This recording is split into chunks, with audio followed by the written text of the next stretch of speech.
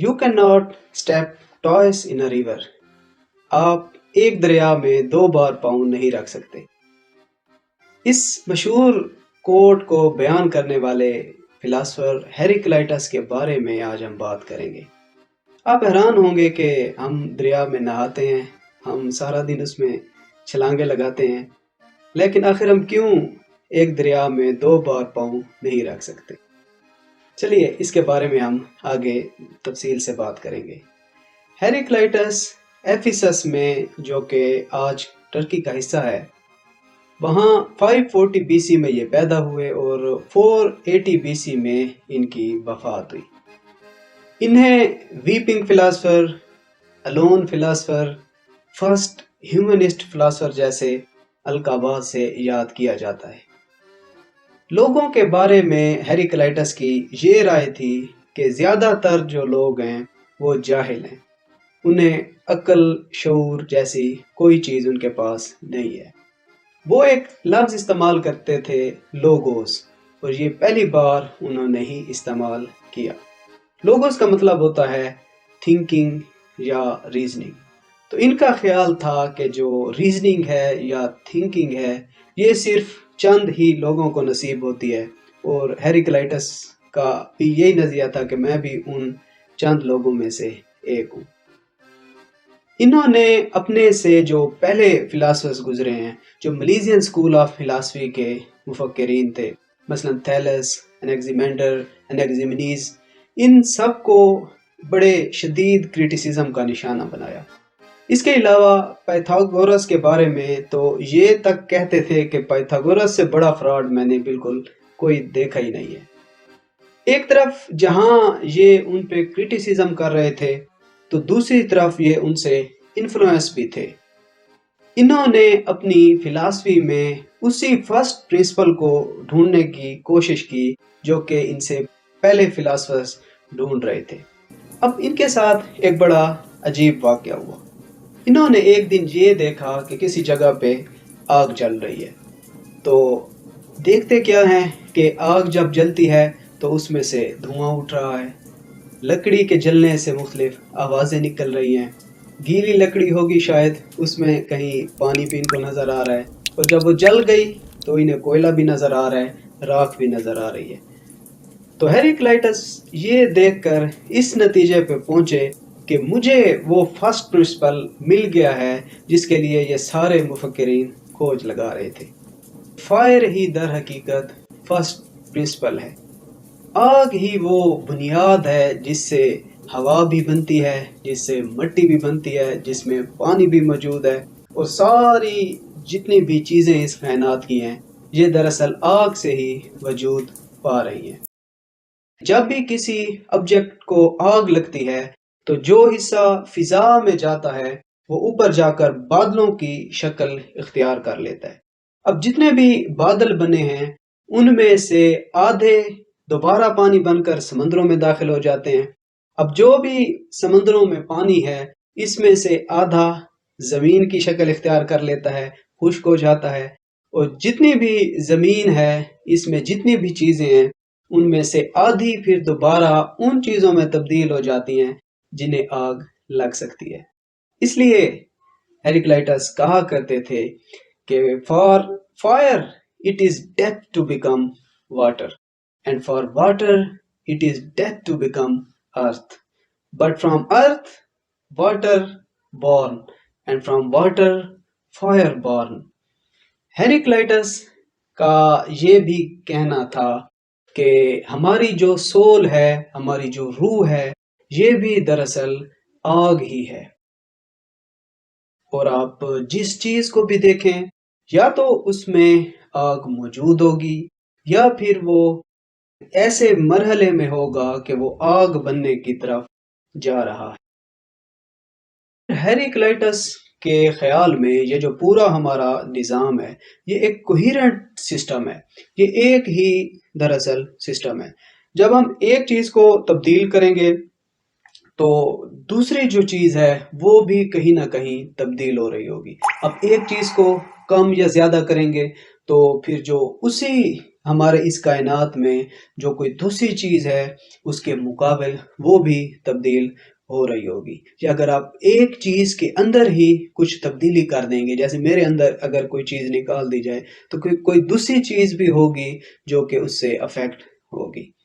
यानी इससे हम ये नतीजा निकालते हैं कि ये जो कॉज एंड अफेक्ट की एक बहस होती है, ये भी इनकी तहरीरों में मौजूद थी। हेराक्लिटस का जो दूसरा बड़ा कंसेप्ट था वो था पेंटारिया, एवरीथिंग फ्लोज। इनका ये ख्याल था कि दुनिया में जितनी भी चीजें हैं वो सारी की सारी चेंज हो रही हैं। कोई भी ऐसी चीज इस कायनात में एग्जिस्ट नहीं करती जो कि तब्दीली के अमल से ना गुजर रही हो। इन्हें शायद ये ख्याल इसलिए आया कि जब हम आग को देखें तो हमें ये नज़र आता है कि हर वक्त उसमें एक चेंज हो रही होती है। इन्होंने फिर ये कहा कि जब आपका फर्स्ट प्रिंसिपल ही स्टैटिक नहीं है, जब हर वक्त वो मूव कर रहा है, तो ये कैसे पॉसिबल है कि जो चीज़ें उससे वजूद में आई हैं ये चेंज ना हो रही हो।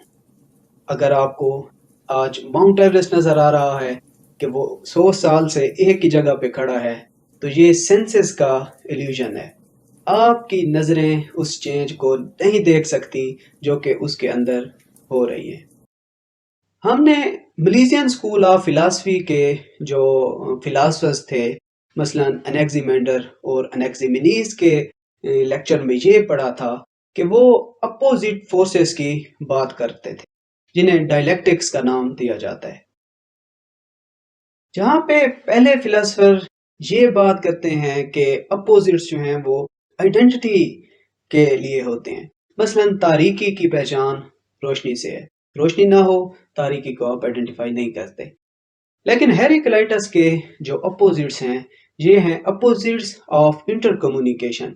एक ही चीज के अंदर बहुत से अपोजिट्स हैं, बल्कि सारे अपोजिट्स हैं, और ये अपोजिट्स ही अपनी जो एक शक्ल है उसमें आते रहते हैं।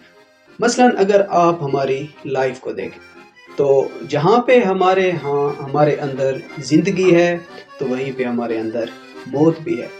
हम ही हैं जो आज जवान हैं तो कल हम बुढ़ापे का शिकार बन जाएंगे।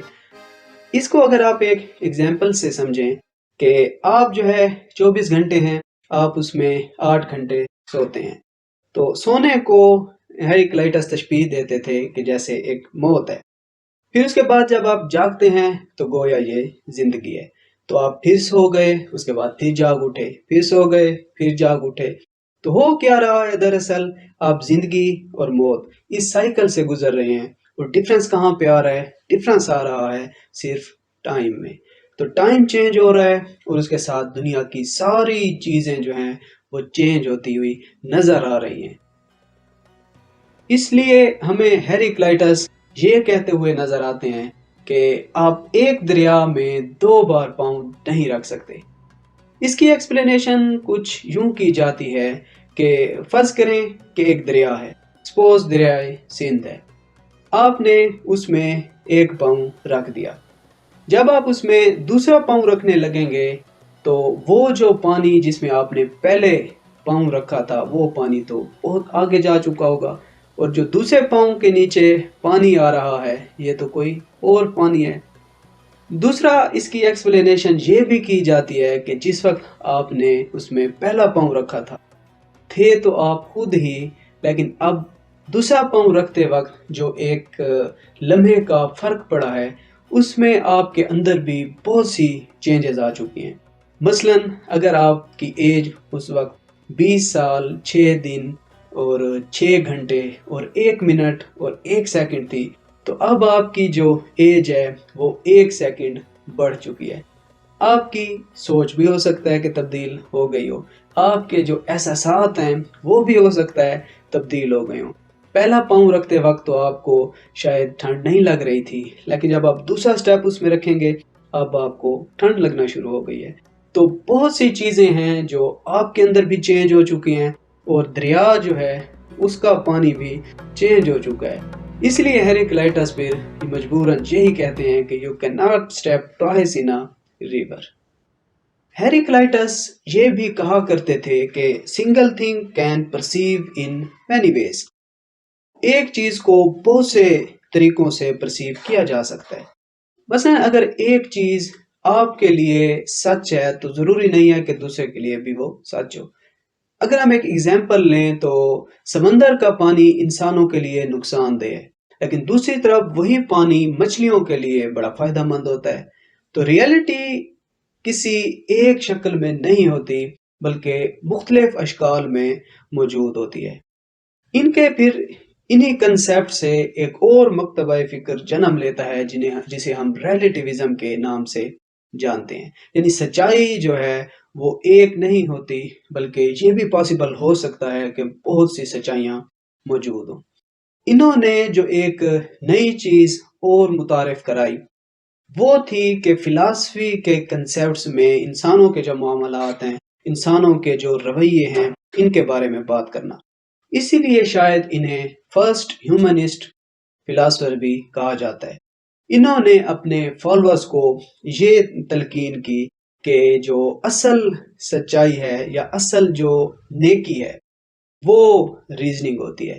آپ کو اپنے جو معاملات ہیں ان میں صبر سے کام لینا چاہیے، پیشنس سے کام لینا چاہیے۔ بہادری جو ہے یہ ایک بہت بڑی کوالٹی ہے، اور سب سے اچھی ڈیتھ وہ ہے جو آپ کو میدان جنگ میں لڑتے ہوئے نصیب ہوتی ہے۔ ہم پھر بعد میں دیکھیں گے کہ کیسے ہیریکلائٹس کے ان ہیومنسٹ جو خیالات تھے انہیں پھر بعد کے فلاسفرز نے اپنی فلاسفی میں استعمال کیا۔ ہیریکلائٹس ایک بہت بڑے فلاسفر گزرے ہیں۔ ان کے جو خیالات ہیں، بالخصوص جو چینج کا ان کا نظریہ ہے، تو اس نے پھر بعد میں آنے والے فلاسفر کے لیے ایک نئی راہ کا تعین کر دیا، اور فلاسفر میں پھر یہ جنگ شروع ہو گئی کہ ہم چینج ہو رہے ہیں یا ہم چینج نہیں ہو رہے، کیا تبدیلی ہو رہی ہے یا تبدیلی نہیں ہو رہی۔ نیکسٹ فلاسفر کے ساتھ پھر ملاقات ہوگی۔ Thank you so much.